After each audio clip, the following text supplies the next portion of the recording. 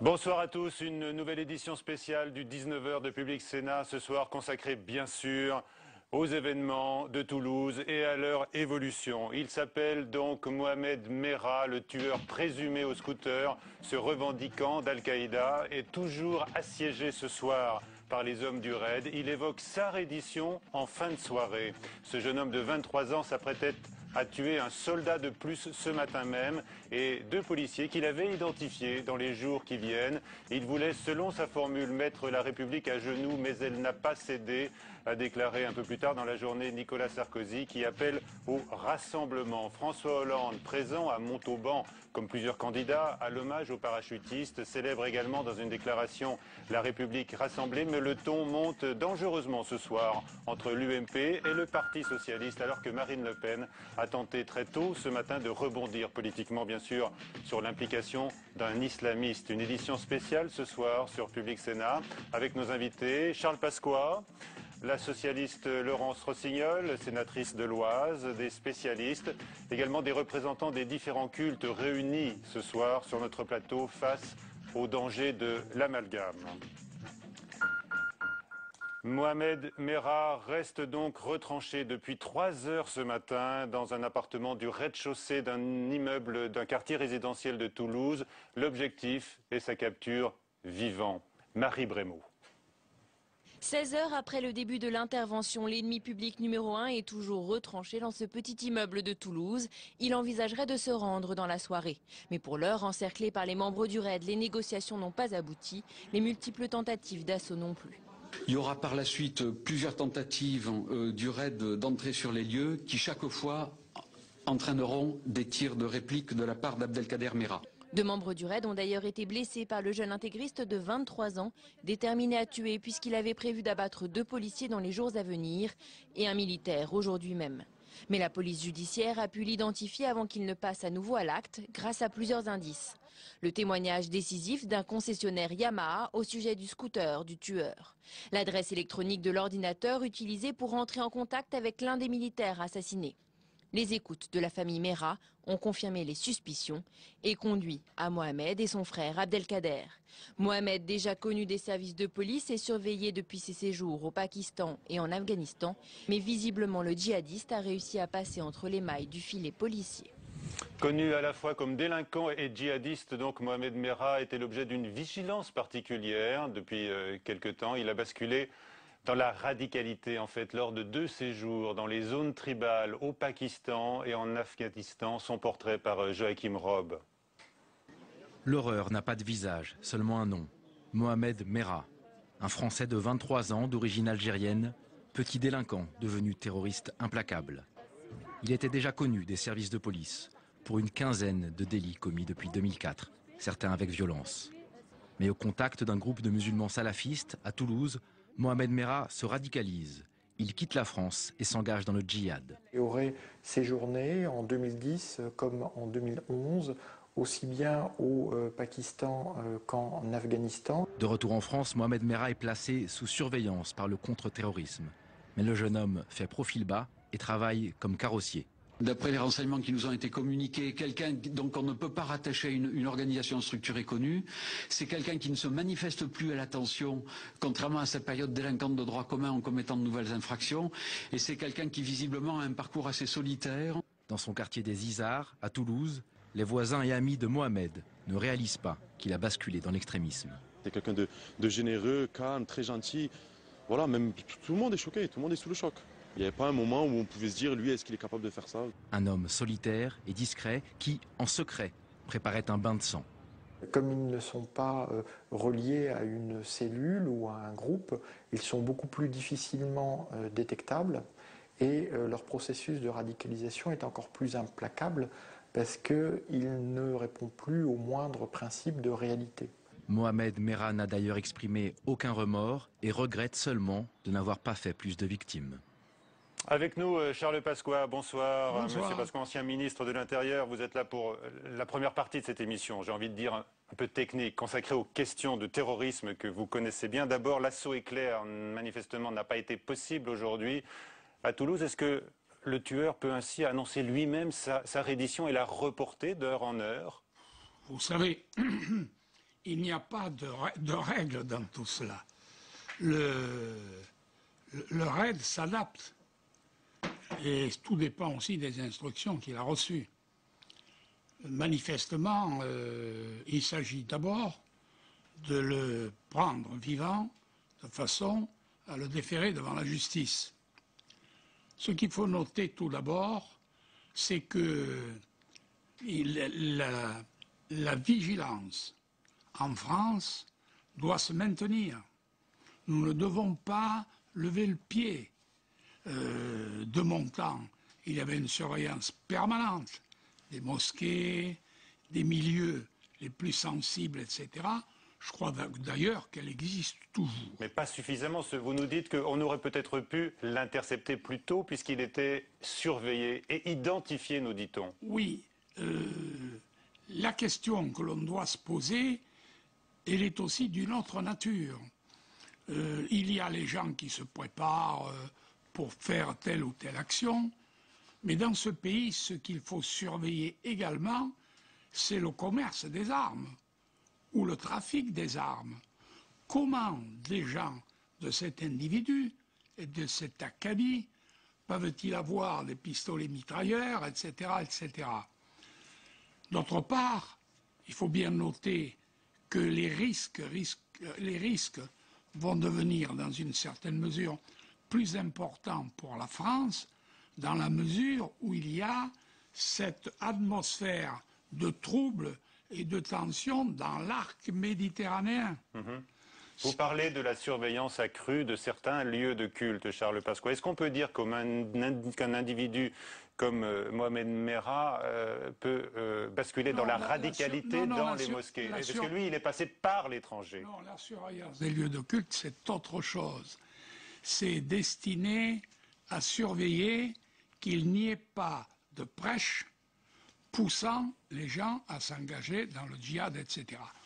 Pour le reste, il y a toute une mouvance de gens, et c'était le rôle de la DST, maintenant et des renseignements généraux, maintenant c'est le rôle de la DCRI. Il y a tout un tas de gens qui sont déjà identifiés comme pouvant effectivement devenir des éléments dangereux. Et on ne peut pas les empêcher de nuire, ceux-là. Alors on les connaît, mais ils sont dans la nature, en liberté. Et parfois, comme ça s'est passé là, ils passent à l'acte. Oui, mais tant qu'ils ne commettent pas un délit, on ne peut pas les interpeller. Et sous quel prétexte et en fonction de quel texte pourrait-on le faire? Probablement faudrait-il revoir notre législation. Merci Charles Pasqua. On va reprendre le débat dans un instant avec nos autres invités, je vous le disais, notamment sous l'angle religieux et politique, évidemment, également. En Israël, oui. Puis-je ajouter un mot? Un mot. Simplement, en ce qui concerne leur aide, ce sont des gens particulièrement compétents et il faut leur fiche la paix et les laisser faire, ne pas avoir de pression sur eux. Ils savent à quel moment, éventuellement, ils doivent intervenir. Et donc, laissons-les faire leur travail.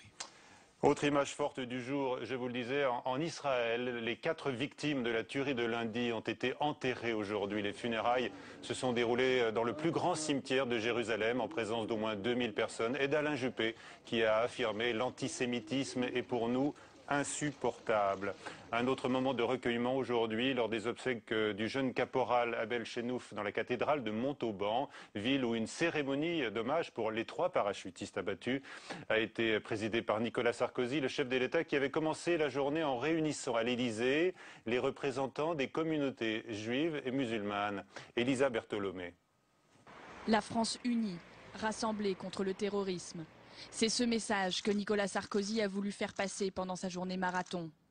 D'abord ce matin, en recevant les représentants des communautés juives et musulmanes à l'Élysée. Nous devons être rassemblés. Nous ne devons céder ni à l'amalgame, ni à la vengeance. Face à un tel événement, la France ne peut être grande que dans l'unité nationale. Nous le devons aux victimes froidement assassinées. L'unité nationale, Nicolas Sarkozy a continué à la mettre en avant à Toulouse.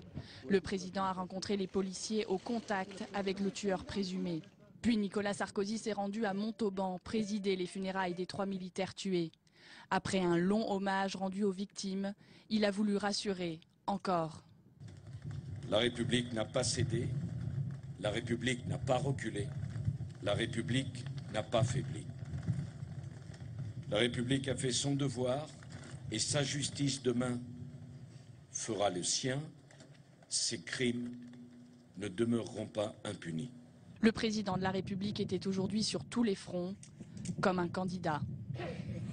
Ensuite, Nicolas Sarkozy, à la fin de cette cérémonie d'hommage à Montauban, a salué les candidats à la présidentielle présents, François Bayrou, Nicolas Dupont-Aignan, Eva Joly, qui a exprimé sa solidarité avec l'armée, Marine Le Pen et François Hollande. L'équipe du candidat socialiste dénonce ce soir des dérapages indignes de l'UMP après que plusieurs ténors du parti majoritaire ont accusé François Hollande d'instrumentaliser la situation. C'est le cas notamment dans un communiqué de Valérie Rousseau-de déléguée générale adjointe de l'UMP, qui s'en prend, je cite, à François Hollande et Marine Le Pen pour donc une tentative d'instrumentalisation. Le candidat socialiste a pourtant expliqué aujourd'hui que la République s'honore lorsqu'elle est attaquée à être rassemblée dans la lutte contre la barbarie, l'ignominie et le terrorisme. Discours d'une toute autre nature de Marine Le Pen qui, dès ce matin, a ouvertement exploité une occasion de rebondir politiquement. Jérôme Rabier. Très tôt ce matin, la trêve politique s'est rompue et la campagne a repris ses droits. Et c'est Marine Le Pen qui dégaine la première, pointant d'éventuels manquements des services de renseignement. Je crois que le risque fondamentaliste a été sous-estimé dans notre pays.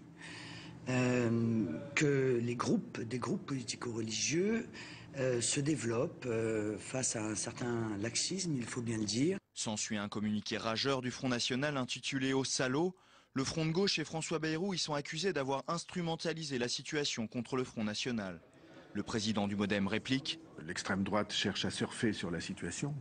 On n'a pas le droit de laisser dériver le débat politique vers ce type de mise en cause et d'affrontement.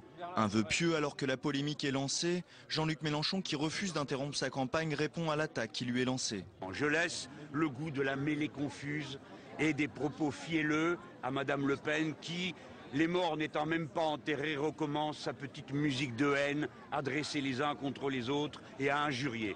L'unité nationale, un temps évoquée, a bel et bien volé en éclats. Le drame de Toulouse et Montauban s'inscrit désormais au cœur de la campagne présidentielle.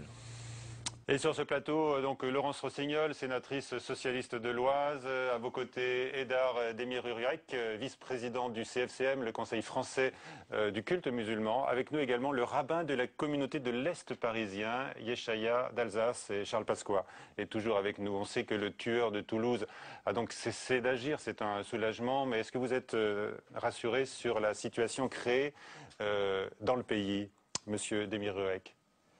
Non, nous ne sommes pas rassurés, puisque toute cette affaire a provoqué énormément d'émotions. Et ces émotions, il ne faudrait pas qu'elles donnent lieu à des débordements et qu'elles fassent l'objet aussi d'amalgames, de stigmatisation envers la communauté musulmane. Cet individu qui a agi seul ne peut parler au nom de l'islam. Il salit notre religion. Il se présente évidemment dans ce qu'il a dit, ce que l'on peut savoir jusqu'à présent, comme un véritable musulman. Les autres sont des impies. Oui, c'est ce qu'il prétend, mais il ne connaît pas la religion musulmane, puisque la religion musulmane interdit l'assassinat, le meurtre d'enfants, même en cas de guerre totale. C'est totalement inadmissible d'entendre des personnes qui prétendent représenter notre religion. Comment donc, par ailleurs, contrecarrer son discours et qu'il dit tenir au nom d'Al-Qaïda, un discours qui vise à présenter la France comme une ennemie de l'islam? Bien, écoutez, c'est votre rôle.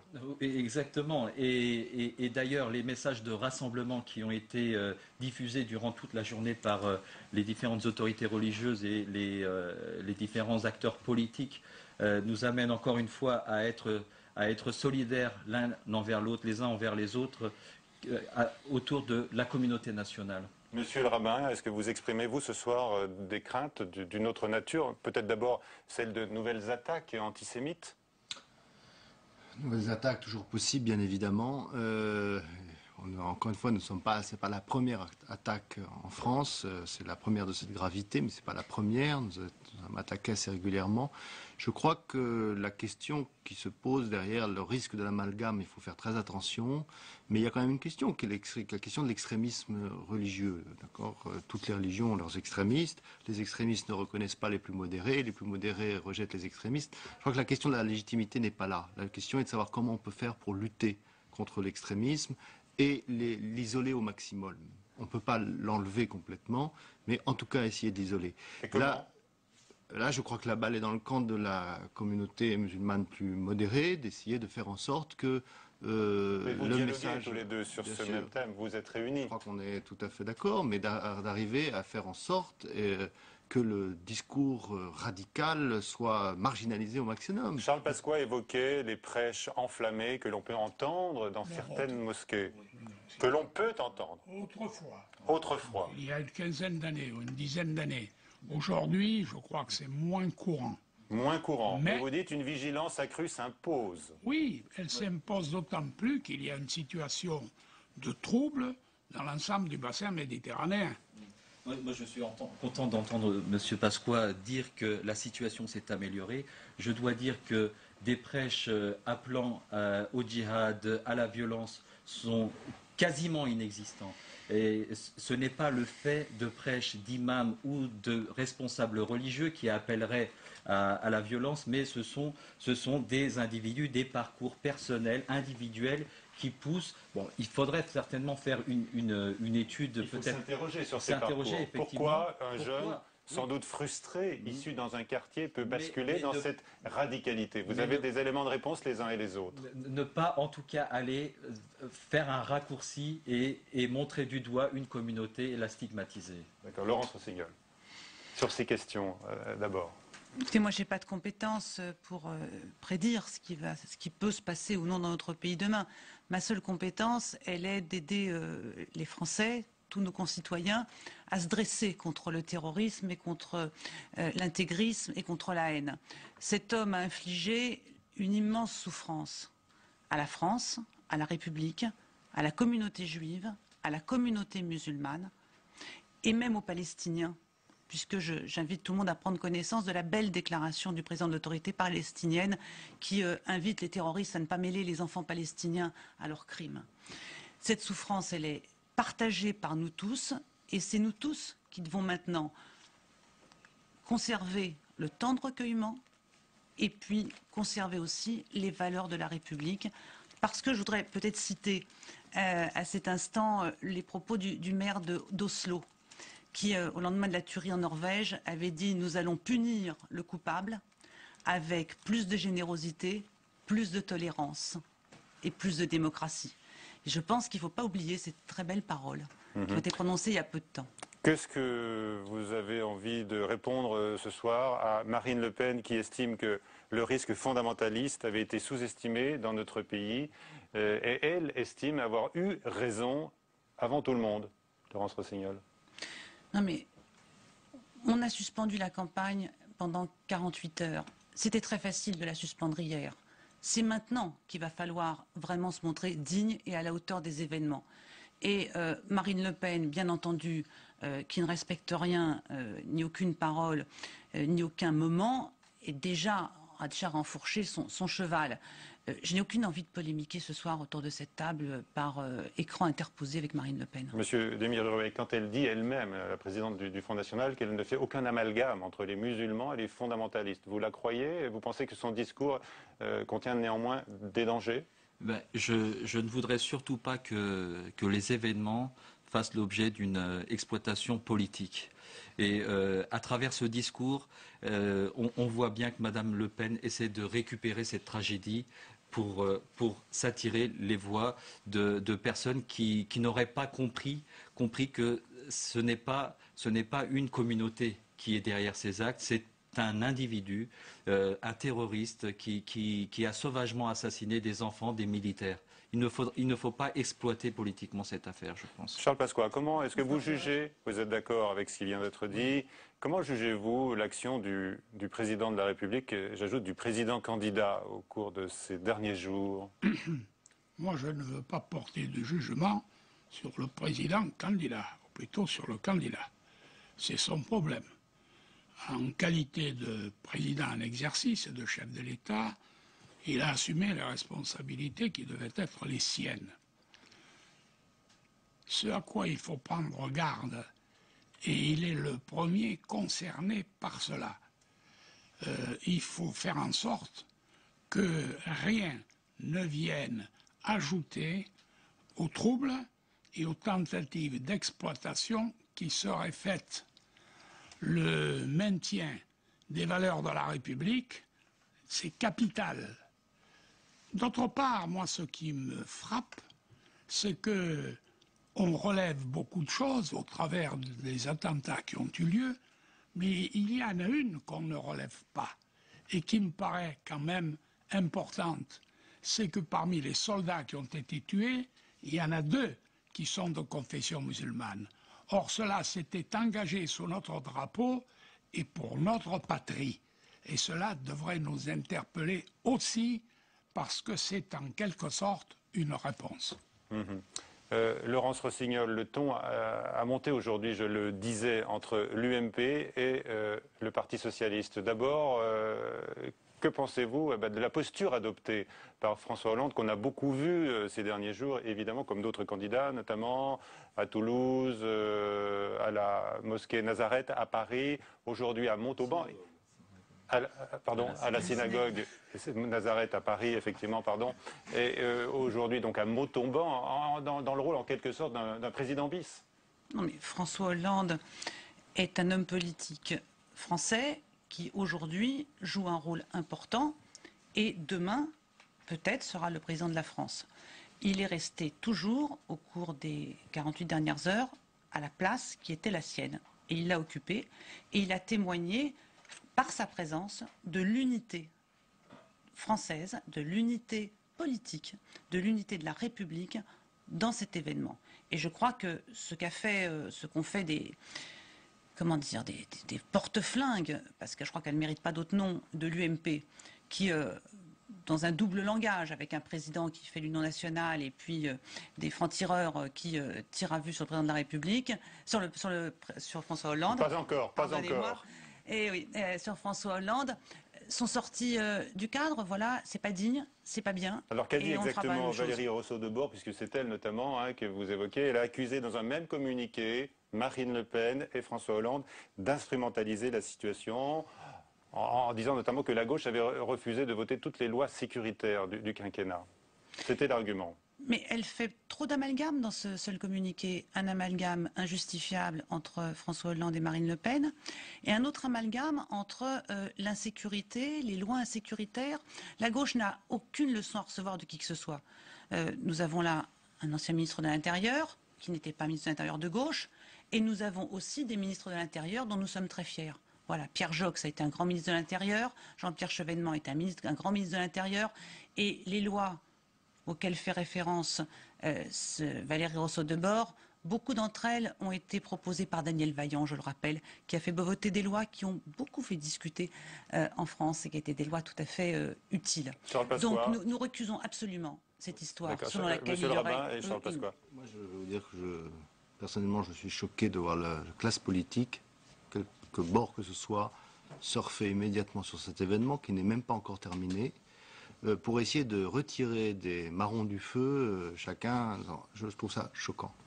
Alors que c'est pas le sujet. Sentiment sur ces que Laurence Rossignol appelle les francs-tireurs. J'ai un peu le même sentiment que monsieur le rabbin. Et que Laurence Rossignol. Oui, que Laurence Rossignol, en partie. Je ne peux pas donner à Laurence Rossignol un satisfecit total. Mais je crois qu'il y a temps pour tout. Et vraiment, il faudrait prendre le temps de laisser les choses s'apaiser et ne pas souffler sur les braises. Mais la campagne, vous savez, le premier tour, c'est dans un mois. Oui, certes, je le sais bien. Mais ce n'est pas une raison pour oublier l'essentiel. Les valeurs de la République. L'essentiel, ce sont les valeurs de la République et la paix civile. Et il ne faut pas qu'à l'occasion des élections présidentielles, comme de toute autre élection, les propos qui sont tenus aient comme conséquence de pousser les gens les uns contre les autres. Ce n'est pas ce que les Français attendent. Néanmoins, les uns les autres, est-ce que vous pensez que la campagne présidentielle va changer de nature? Les thématiques vont se déplacer et peut-être revenir sur la sécurité qui était plutôt absente? Je le crains. C'est que nous sommes actuellement, on peut dire, dans une période de deuil. Ces événements sont arrivés en l'espace d'une dizaine de jours. Actuellement, l'assassin, le tueur, à l'heure actuelle, n'est toujours pas capturé. Donc, je crains effectivement que la campagne s'oriente vers cet aspect sécuritaire. Je ne le souhaite pas, mais malheureusement, il y a d'autres programmes qui doivent être à l'ordre du jour. Bien entendu, on doit en parler, on ne peut pas faire non plus l'impasse, mais il ne faudrait pas faire une fixation exclusive sur ce dossier. C'est un risque, Laurence Rossignol? Oui, bien sûr, il y a le risque qui a déjà commencé dès ce matin de déplacer le débat. Mais je pense surtout qu'il va falloir être très apaisant. Nos concitoyens, les communautés qui vivent en France vont avoir besoin de paix entre eux. Et il va falloir baisser d'un ton dans cette campagne. La brutalité verbale, bien sûr, qu'on avait pu observer quand même avant la semaine dernière, va devoir disparaître parce que nous avons besoin d'un pays apaisé et c'est la présidence que souhaite François Hollande et qu'il propose aux Français. Merci à tous d'avoir participé à cette édition. Quelqu'un veut rajouter un mot, Monsieur Pasqua? Je dirais simplement que les gens doivent bien se regarder dans la glace et voir ce qu'ils sont réellement. On ne peut pas se vêtir de la houppelande ou de la peau de l'agneau avec un certain nombre d'attitudes qui sont inacceptables. Merci. Je vous donne encore d'autres titres de l'actualité du jour. Sachez qu'au Mexique, la Cour suprême statue depuis quelques instants maintenant sur le sort de Florence Cassé. La proposition de libération qui a été faite par le juge doit recueillir désormais la majorité. La Française condamnée à 60 ans de prison et qui a toujours clamé son innocence pourrait alors quitter immédiatement le pays par le premier avion. Mais on est dans l'attente de cette décision. Et puis des images enfin de cet attentat à Paris ce matin. Une bombe artisanale a explosé devant l'ambassade d'Indonésie sans faire de blessés, mais occasionnant d'importants dégâts. Aucun message de revendication n'a été trouvé. Cette même ambassade, située dans le 16e arrondissement de la capitale, avait déjà été visée il y a 8 ans. À 22h, Sonia Mabrouk pour le prochain journal, une nouvelle édition sur Public Sénat, à suivre sur la chaîne parlementaire Assemblée nationale. Question d'info, bonsoir et à demain.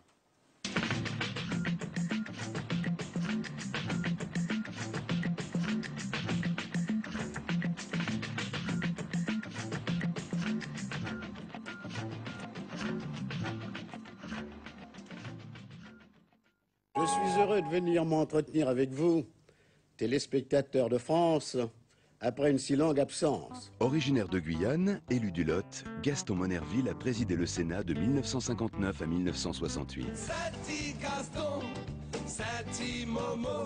Un itinéraire exceptionnel pour ce petit-fils d'esclave et grand défenseur des droits de l'homme. C'est un homme qui a des principes, mais il ne se contente pas de parler. Il décide de se défendre, de défendre ses idées, les armes à la main. Qui devait être président de la République. Il ne l'a pas été parce qu'il était métis et petit-fils d'esclave. Gaston Monnerville, la mémoire retrouvée, samedi à 22h sur Public Sénat.